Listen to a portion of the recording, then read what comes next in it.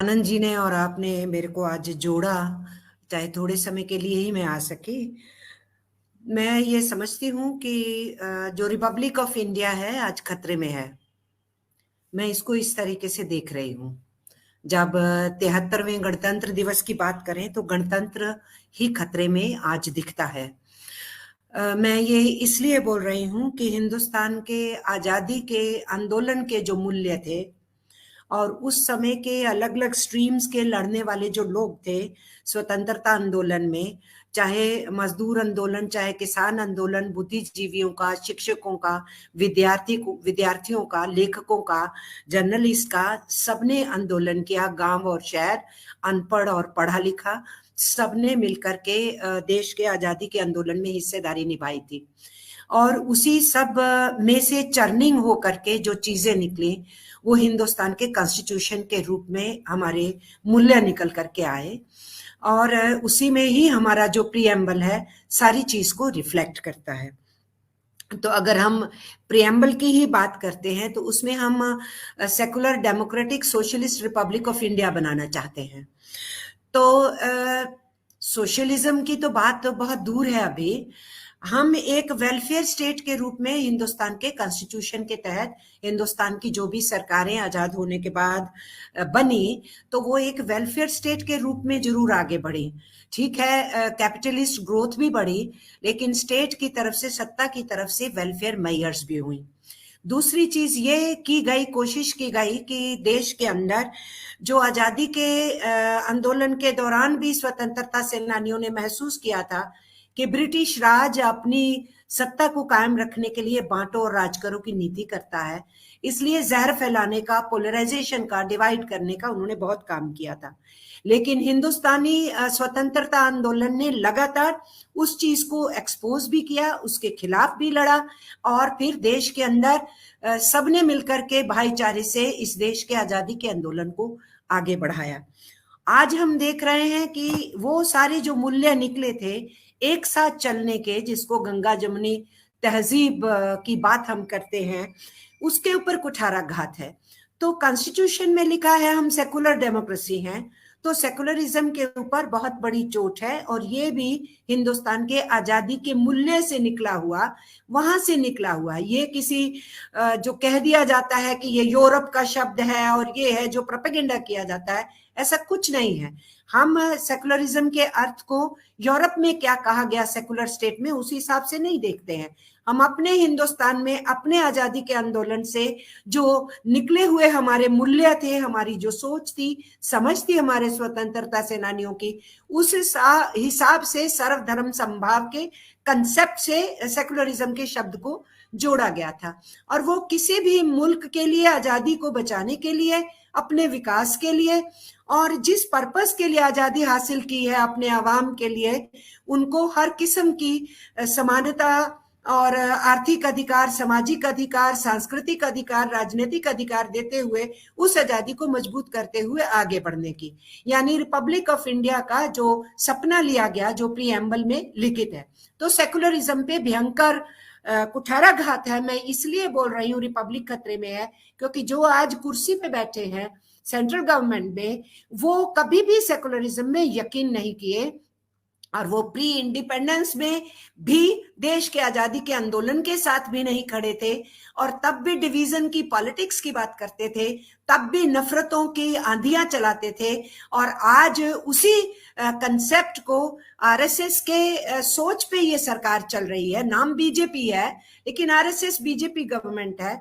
तो जो आरएसएस का रोल रहा फाउंडेशन ऑनवर्ड्स, वो आजादी के आंदोलन का वो भी एक पीरियड था, एक हिस्सा था, वो भी पैरेलल स्ट्रीम थी, जो जाके ब्रिटिश साम्राज्यों की जो साजिशें थी उनके साथ जुड़ती थी।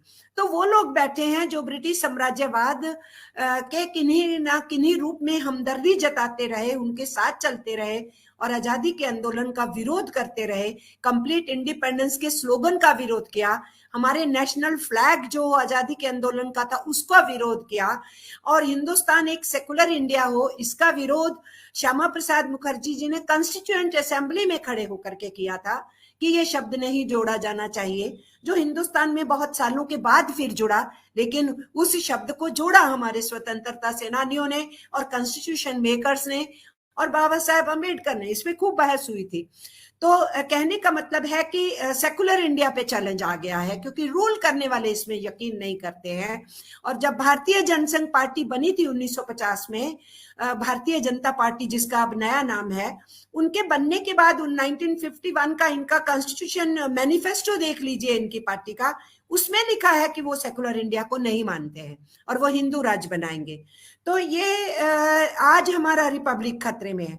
डेमोक्रेसी की बात करें तो डेमोक्रेसी तो हर तरीके से चैलेंज कर दी गई है।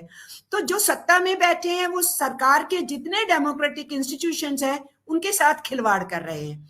हर इंस्ट्रूमेंट का इस्तेमाल सिर्फ आवाजों को बंद करने के लिए है, अपोजिशन को बंद करने के लिए है, किसी भी किस्म की डायसेंट को बंद करने के लिए है, फ्रीडम ऑफ एक्सप्रेशन को काट डालने के लिए है। तो डेमोक्रेसी भी खतरे में है। तो सोशलिज्म की मैं बात करूं जो हमारे प्रियम्बल में है, तो मैंने कहा कि सोशलिज्म तो अभी बड़ी दूर का सपना है। एक वेलफेयर स्टेट है हम, लेकिन हिंदुस्तान की सरकार उस वेलफेयर स्टेट को भी जीरो कर डाल रही है। वेलफेयर स्कीम्स को कमजोर किया जा रहा है, उसके बजट्स कम किए जा रहे हैं। बहुत सी वेलफेयर स्कीम्स को तो वाइंड अप करने का रास्ता है, जो पब्लिक सेक्टर बनाया उसको निजीकरण का रास्ता है, जो गवर्नमेंट डिपार्टमेंट्स के जरिए से वेलफेयर स्टेट होने के नाते जनता को शिक्षा देनी है, इलाज देना है, उनको पानी देना है, उनको सिविक सेवाएं देनी है, SC ST सब प्लान के जरिए से उन हिस्सों को ऊपर उठाना है। ये जो सारे वेलफेयर स्टेट के काम धंधे हैं, उन सब में तो ये सरकार यकीन नहीं रखती है, तो इसलिए वेलफेयर स्टेट भी नहीं है। तो हमारा प्रियम्बल में जिसमें इक्वालिटी लिखा है, जस्टिस लिखा है, सोशल पॉलिटिकल इकोनॉमिक, उस सब जगह के ऊपर इस गवर्नमेंट ने सत्ता में बैठ के कुठाराघात किया हुआ है। इसलिए वो CBI हो, ED हो, वो सेडिशन लॉ हो, वो UAPA हो, वो NSA हो, वो NIA हो, क्या नहीं इन्होंने इस्तेमाल किया है। और जुडिशरी को इंटिमिडेट करते हैं। अभी जब मैं आज ये बोल रही हूं, ये पिछले 15 दिन से डिबेट हम सुन रहे हैं ना, कि इस देश के जो वाइस प्रेसिडेंट हैं वो किसी पॉलिटिकल सोच से बोल रहे हैं और वो किस तरीके से कह रहे हैं कि जुडिशरी तो कभी इंडिपेंडेंट होती ही नहीं है। वो ये बोल रहे हैं कि कॉन्स्टिट्यूशन में कहाँ कोई बेसिक वैल्यूज होती हैं। अब जब चंद्रचूड़ जी ने अपने एक सेमिनार में बोलते हुए बोला कि जो केशवानंद भारती की जो जजमेंट थी सुप्रीम कोर्ट की, वो हिस्टोरिक है अपने आप में, और वो बताती है कि कौन सा बेसिक और कोर वैल्यूज इंडियन कॉन्स्टिट्यूशन की होती हैं। तो ये कह रहे हैं कि वो कहां से बोल रहे हैं, क्या बोल रहे हैं। और एक जज का हवाला देके, रिज्जू जी जो मिनिस्टर हैं, उन्होंने कह दिया, वो जज तो कह रहे हैं कि सुप्रीम कोर्ट हाईजैक कर रहा है कॉन्स्टिट्यूशन को। अब उस जस्टिस सोडी को कहना पड़ा कि मेरे कंधों पे रख के बंदूक क्यों चला रहे हो, उसको भी बोलना पड़ा। तो हम ये देख रहे हैं कि जबरदस्ती जिसने जो नहीं कहा होता उसके मुंह में ठूसते हैं। किसी ने, अपोजिशन ने या किसी सेनर एलिमेंट ने जो नहीं बोला है उसको वो दूसरे के मुंह में ठूस के उसके अपने जवाब बनाते हैं। तो डेमोक्रेसी भी खतरे में है, सेकुलरिज्म भी खतरे में है, वेलफेयर स्टेट इटसेल्फ खतरे में है। तो 73rd रिपब्लिक डे को मनाने के लिए मैं खुश हूं। हमारा देश आजाद हुआ, हमारे मजदूरों ने लड़ा, किसानों ने लड़ा, इस देश के लिए इतना खूबसूरत संविधान बनाने में उन्होंने अपने संघर्षों से रोल अदा किया।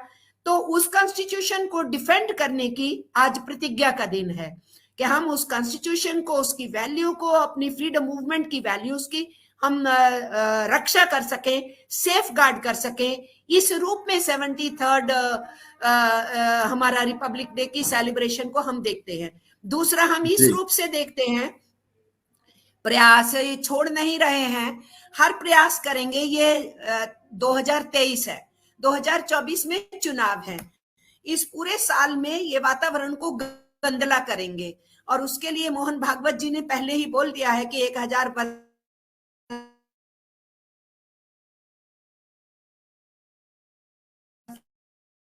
के बाद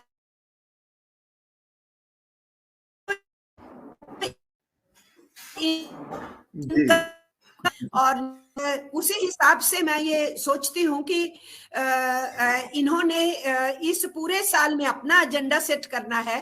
तो इस रिपब्लिक डे पे हमें ओथ लेनी चाहिए, जो वेरियस सेक्शंस हैं, कि हम अपना एजेंडा, हमारा रोजगार का, हमारा पब्लिक सेक्टर बचाने का, हमारा पब्लिक डिपार्टमेंट्स को बचाने का, गवर्नमेंट डिपार्टमेंट सर्विसेज देते हैं उनको बचाने का, एजुकेशन का, हेल्थ का, जॉब का, नौकरी की सुरक्षा का, हमारी वेतन का, हमारे जितने मुद्दे हैं, और सोशल जस्टिस का जो हमारा मुद्दा है, जो हमारी फ्रीडम मूवमेंट का एक बहुत बड़ा हिस्सा था, और पोस्ट इंडिपेंडेंस उस सोशल जस्टिस के लिए एफर्मेटिव स्टेप्स उठाए गए, और ये गवर्नमेंट बड़े क्लैंडस्टाइनली तरीके से जितने सोशल जस्टिस के स्टेप्स उठे थे उनको सबके ऊपर पानी फेर रही है, उसको धो रही है।